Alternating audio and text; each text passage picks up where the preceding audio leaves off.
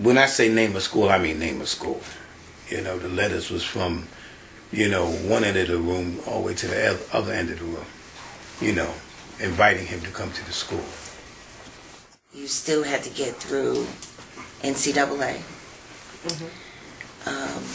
You had to have an SAT or ACT.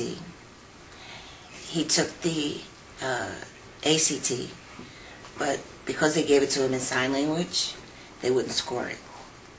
If you were to sign the test, they could understand everything on it. We don't even think what we're saying. For them, they got to focus on that. Your nose runs, you run an errand, you run into people, you run machines. Which one of those meanings, and how do you know when they're not constantly hearing like we do? But the fact that English is not their first language creates a big barrier into deaf people today succeeding in life. And ACT would not accept the scores and would not accept the tests. And when he did that, you know, a lot of the schools, their criteria through NCAA, you know, wanted him, he had to have a certain criteria.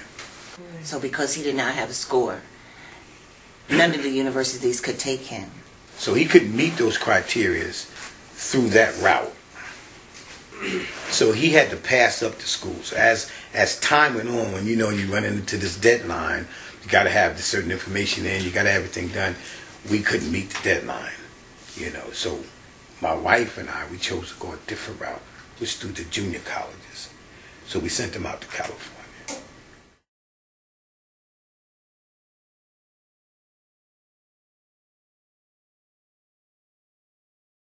We got convinced for him to go to Pasadena City College. And they offered scholarship monies and pretty much some of everything. And we picked that school because their student disability services was run by a deaf woman. He would have the best sides of each by academically being understood because she was there. And he would be able to play football and start because that was promised to him. In 2004, we went to this college in California, and the coach there, his name was Tom. I mean, he was really cool, and he found out I was deaf, and he was okay with that.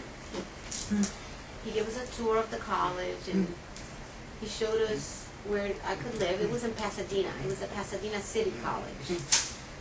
So I ended up going there.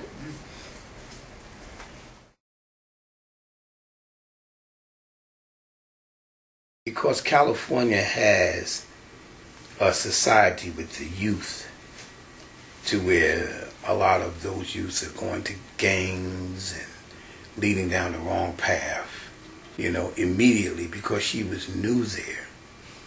They commenced this trying their socialism on her. Being the fact that she's grew up with 4 brothers, you know, and she's tough. She was adapting to the society there. So rather than them allowing them to bully her around, you know, she started bullying. We decided to bring her home. She started winning different little junior championships, you know, German and Dutch Open. She won a gold medal in Puerto Rico. He was asked to leave Pasadena City by Clark Atlantic. Somehow or another, I think we were given the wrong information. And we pulled him out of Pasadena. And then Clark Atlanta just all of a sudden faded out of sight. Because you really, if you're going to move to a 4-year university, you should have had your associate's degree. Because it caused problems with NCAA and everything. Coach at Weber University here in Florida, who had been trying to recruit Munir, but it was such a small school, and he was looking for grander things. But this coach gave us the number of a coach at Western Kentucky University, and I called him, and he asked me to come and bring Munir. And when I got there with Munir, they took him right away. He sat out, he redshirted, but they took him right away.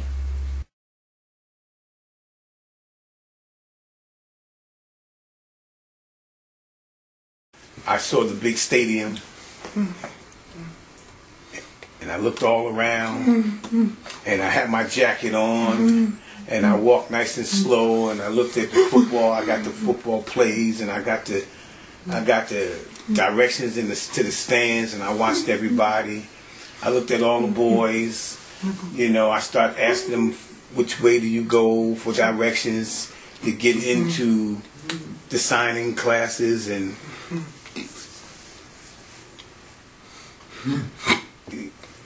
he said, okay. He said, come on, Munir, it's time. It's time now to put on the practice. Let's go. I put my helmet on. I went outside. I suited up, and it was hard. He said it was hard. Much more being a team of hearing players who can communicate with him and have found a way to learn to communicate with him. I have seen, his teammates communicating with him. They've invented their own signs. They write, they spell, however they can. And and that is something that, how many deaf people have accomplished that in the United States? I would say, 5? It's been a great experience to have known Munir, especially to see him grow, change into this wonderful man that he is today. I even got to go see him play football against the Gators when he was at Western Kentucky. I know Munir has come a super long way. He has gone through a lot between learning different types of sign language, going to different schools. All the things that we have to jump through to get to where he is today. He has worked really hard. There's no concern about whether he has a disability or not. With the hearing community, the disability is his problem, and he don't get no special treatments. He walk on the football field, he get treated like anybody else. He walk in the classroom, he gets treated like anybody else.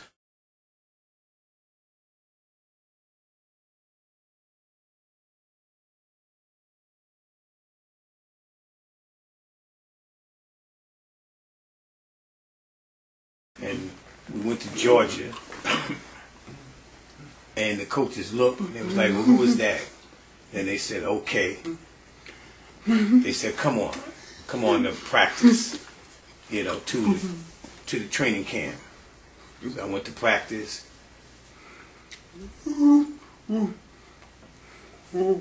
Yeah, I went on defense, and I was just destroying them on defense.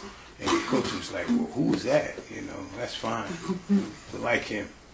He said, okay, come on, we're going to put you on the team. That was the Georgia Wildcats. Georgia Wildcats. They took him that same day. That was it. I had to go to the college and move his stuff out.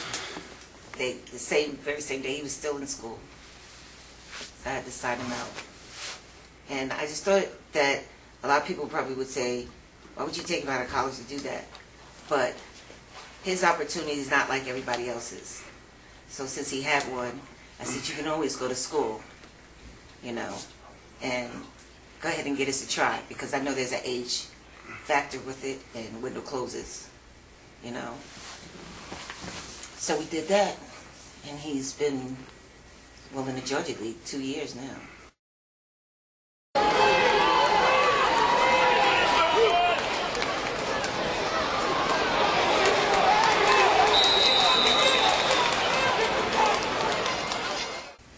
He said, I feel good. He said, when they all come, I sign my name, and they watch me play football, and they cheer. Go to the library. He said, then I go to the library. He said, all the kids in the library, they happy to see me. Oh, there's Munir. Come on. I'll go to school. I go out to all the various different schools, and everybody sees me in the school, and they're happy to see me, He said, yes, even when I go to the malls, he said, people see me and I sign autographs there,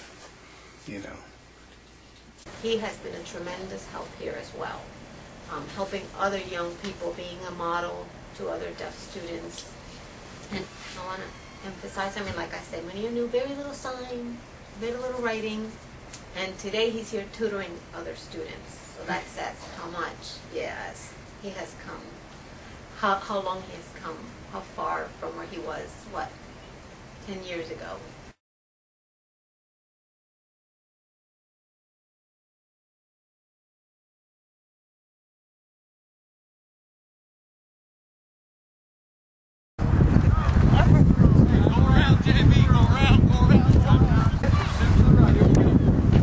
Hit it hard underneath the 0-1. Roll right, roll right, roll right, roll right, roll right. Let's go again.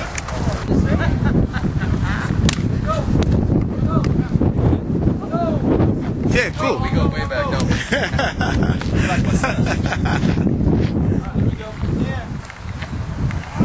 I know, I see. Is it the glasses? I thought you guys were like these county people. How you been? All right? Good to see you. I'm your brother.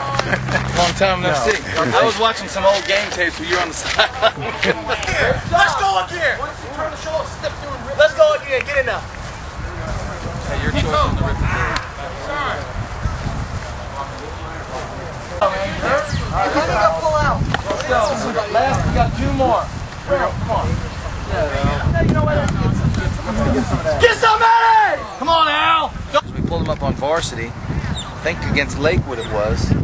Remember your knee against Lake. Well, I gotta get my signs back. Yeah, Lakewood. And that was my first year as head coach, and we played him at defensive end. But his senior year, we moved him to nose, and that's when he really started coming around. I mean, he was just destroying people. He was unblockable. Teams were game planning. And the great thing about Munir was at our school at Pinellas Park, we had a sign language department.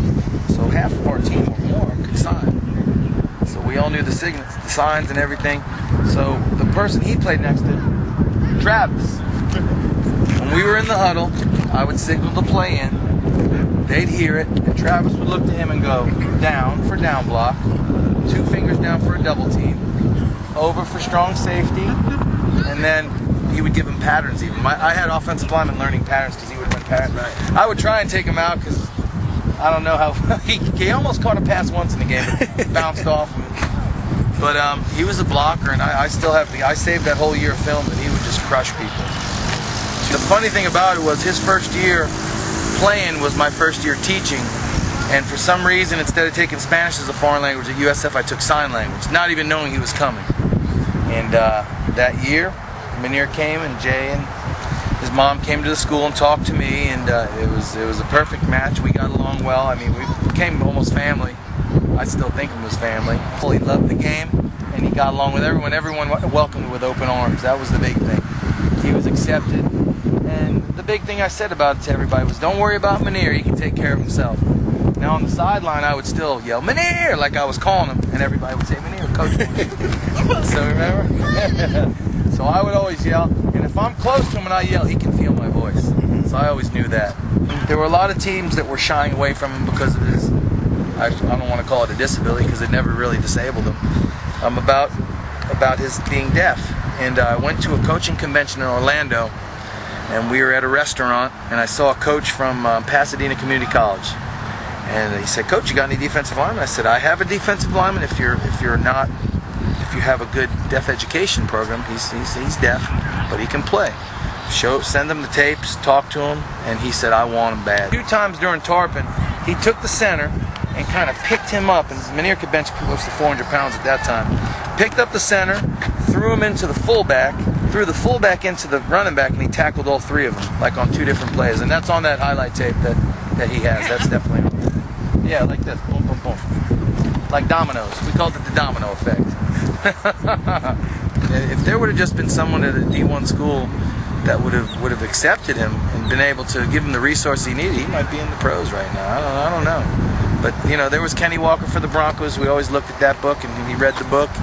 And it's just about people willing to put the disability aside and just look at him for the ability he has. And, you know, like I saw in him, and Coach Adams, who was his first head coach, who I took over for, a guy that I worked with for 8 years. And we knew right away we had something special on our hands. And it was a pleasure coaching him. And as you can see, we still get along real well.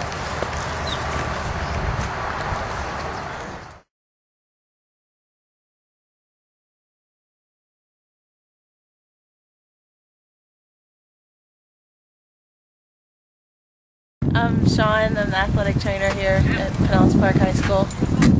It's my 9th year here at high school. Yeah, I remember when Munir was here back on probably the last team that was any good here that had a winning record.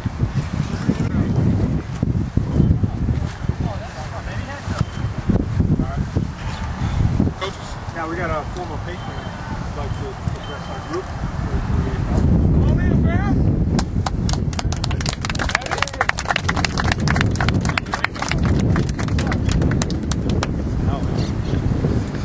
He said, my name is Munir, and I'm deaf. And I used to play for Columbus Park. I played here just like you, same as you. And I played on a team, and we had the #1 keepers in the league. You know, he said, now I'm in college at WKU. Right? You know, he said, I've been going to school for 4 years now, and I'm on a team. He said, I recruit just like you, I work hard. You know, and I win. We win. He said, and you can do the same. He said, all you got to do is work together and help each other, pay attention to the coaches, you know, and work hard, and practice hard, and all of you just pay attention, be good in school, you know, and then you can win. Just like me.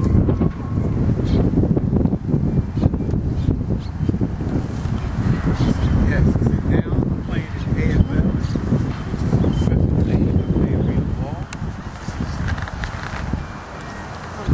My second year playing in the arena ball, and now I'm looking to go into it.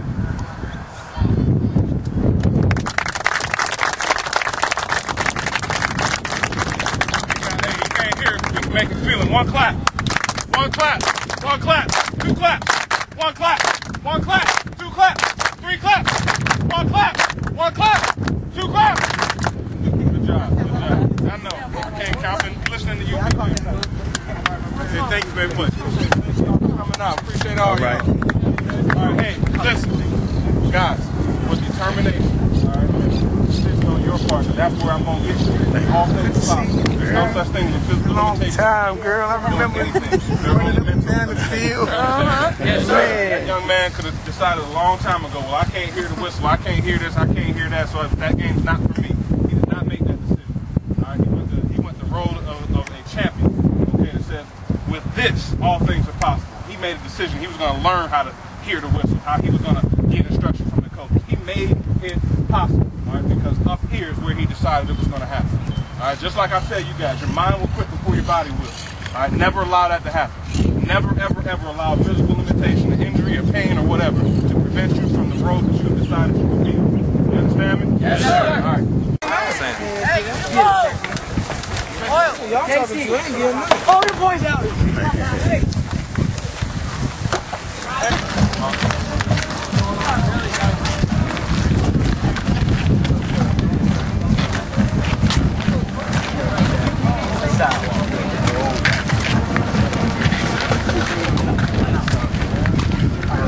Give you the CD of a playing in AFL, Okay. so you can show me. Okay, we'll show that pregame. Good. See the people from lay on school, go somewhere else and do something. That's real good. Appreciate that. He said, how many games you play? We're 4-1 right now. Okay. That's Yeah. Because on the big this year.